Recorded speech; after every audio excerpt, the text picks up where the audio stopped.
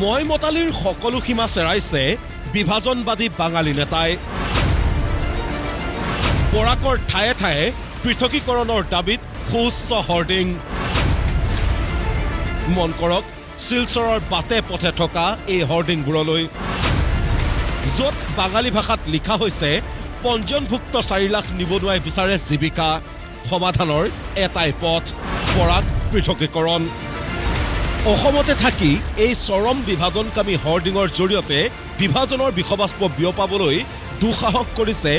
এইটো বাঙালীৰ স্বয়ম্ভু চৰ্দাৰ প্ৰদীপ দত্ত ৰয়ৰ নেতৃত্বাধীন বৰাক ডেমক্ৰেটিক ফ্ৰণ্ট নামৰ সংগঠনটোৱে চেক বুজি বিতৰ্কিত মন্তব্যৰে অস্থিৰতাৰ সৃষ্টি কৰিব খোজা এইটো প্ৰদীপ দত্ত ৰয়ে ইতিমধ্যে সকিয়নিও লাভ কৰিছিল আলফা স্বাধীনৰ পৰা কিন্তু আলফা স্বাধীনৰ ভয় ভাবুকিলৈ হেনো কেৰেপেই নকৰে এইটো বাঙালীৰ স্বয়ম্ভু চৰ্দাৰে আলফা কি হুমকি দিছে এইবিলাকৰ কাৰণে আমাৰ একো মাথা ব্যথা নাই হুমকি ভাবুকি চাবুকি এইবিলাকৰ আমি পাত্তা নিদিওঁ আমি কেতিয়াও দিয়া নাই মই 10 বছৰ ছাত্ৰ আন্দোলন কৰিছোঁ মই জানো কেনেকৈ ভাবুকি ফেচ কৰিব লাগে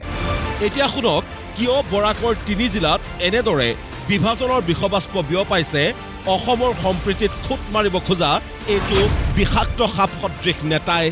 দিল্লীত আমি prime minister home minister president of ইণ্ডিয়াক আমাৰ বৰাক পৃথকীকৰণৰ দাবীত স্মাৰকলিপি ছাবমিট কৰিছোঁ প্ৰেছ কনফাৰেন্স কৰিছোঁ চেণ্ট্ৰেল গভৰ্ণমেণ্টক আমাৰ সব ডিমাণ্ড আমি জনাইছোঁ আমি আশা কৰিছিলোঁ চেণ্ট্ৰেল গভৰ্ণমেণ্টে কিবা এটা ৰেছপন্স দিব এতিয়ালৈকে আমি ৰেছপন্স পোৱা নাই গতিকে আমাৰ ডিমাণ্ডটো আৰু তীব্ৰতৰ কৰাৰ কাৰণে আমি এই হোৰ্ডিঙৰ প্ৰগ্ৰামটো লৈছোঁ আমি শিলচৰ হাইলাকান্দি কৰিমগঞ্জ 3টা ডিষ্ট্ৰিক্টত হোৰ্ডিং লগাম আৰু আমি এটা কিতাপ ওলাই আছোঁ এই পৃথকীকৰণৰ কাৰণে historical geographical social economical and political reasons behind the separation আমি এটা 5 লক্ষ কিতাপ আমি ওলাম এইখিনি লৈ আমি গাঁৱে যাম কেৱল অসমতে নহয় উত্তৰ পূবৰ 3 জিলাত বিষবাস্প বিয়পোৱাৰ লক্ষ্য স্থিৰ কৰিছে নিশাৰ ভিতৰতে অসমবাসী বাঙালীৰ ভগৱান হ'ব খোজা নেতাই আৰু আমি ত্ৰিপুৰা মিজোৰাম মেঘালয়ত যাম তাত গৈ আমি প্ৰেছ কনফাৰেন্স কৰিম অসমত বঙালী হিন্দু মুছলমান আৰু মণিপুৰী ডিমাচা এইবিলাক মানুহ কিমান কষ্টত আছে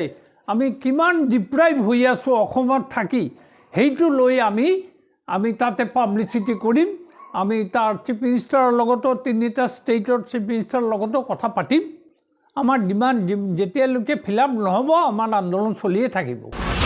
মুখ্যমন্ত্ৰী ডক্টৰ হিমন্ত বিশ্ব শৰ্মাই শিলচৰৰ এক অনুষ্ঠানত প্ৰদান কৰা বক্তব্যৰ সুযোগ যেন ল'ব বিচাৰিছে বিডিএফে আমাৰ 99.9% মানুহৰ সমৰ্থন আছে ইনক্লুডিং বিজেপি CPM কংগ্ৰেছ সকল পাৰ্টি আমাৰ লগত গোপনে যোগাযোগ কৰি আছে বহুত MLA যোগাযোগ কৰি আছে তেখেতৰ ছাপোৰ্ট আছে কিন্তু তেখেতে অপেনলি ক'ব পৰা নাই আমাক সহায় কৰি আছে গতিকে এইবিলাকৰ কাৰণে চিন্তা কৰিব নালাগে আৰু যদি অসম গভৰ্ণমেণ্টে যিটো চিফ মিনিষ্টাৰে কৈছে যে যদি বৰাকৰ মানুহ বিচাৰে বৰাকৰ মানুহ যদি বিচাৰে তেতিয়াহ'লে বৰাকৰ মানুহ বিচাৰে না নাই সেইটো প্ৰমাণ কৰিবৰ কাৰণে আমি ৰেফাৰেণ্ডামৰ ডিমাণ্ড কৰি আছোঁ গণভোট কৰি লওক চাওক আপুনি 90%ৰ তলত যদি ভোট পৰে বৰাক ছেপাৰেশ্যনত আমি ডিমাণ্ড উঠাই ল'ম কথা হ'ল অসম আৰু অসমীয়াৰ ব্ৰহ্মতালুত খুঁত মাৰিব খোজা প্ৰদীপ দত্ত ৰয় নামৰ বিষাক্ত সাপে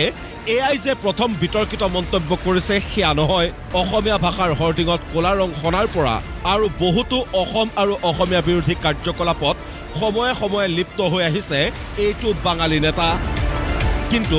এইবাৰ যেন ঊৰ্ধ্বতালিৰ সকলো সীমাই চেৰাই গ'ল বিডিএফ আৰু প্ৰদীপ দত্ত ৰয়ে কিন্তু কথা হ'ল কাৰ আশীষ পুষ্ট হৈ বাৰে বাৰে বিভাজনৰ বিষ বিয়পাব পাৰে এইটো বাঙালীৰ স্বয়ম্ভু চৰ্দাৰে মুকলিকৈ বিভাজনকামী মন্তব্য কৰাৰ পিছতো প্ৰদীপ দত্ত ৰয়ক কিয় গ্ৰেপ্তাৰ নকৰে অসম আৰক্ষীয়ে ফেচবুকত মন্তব্য দিলেই অসমীয়া যুৱক যুৱতীক গ্ৰেপ্তাৰ কৰা অসম আৰক্ষী কিয় উপাধিলা হৈ পৰে প্ৰদীপ দত্ত ৰয়ৰ দৰে চৰম বিভাজনকামী বাঙালী নেতাৰ ক্ষেত্ৰত শিলচৰৰ পৰা ভোলানাথৰ সহযোগত নিউজ ডেস্ক ৰিপৰ্ট প্ৰতিদিন টাইম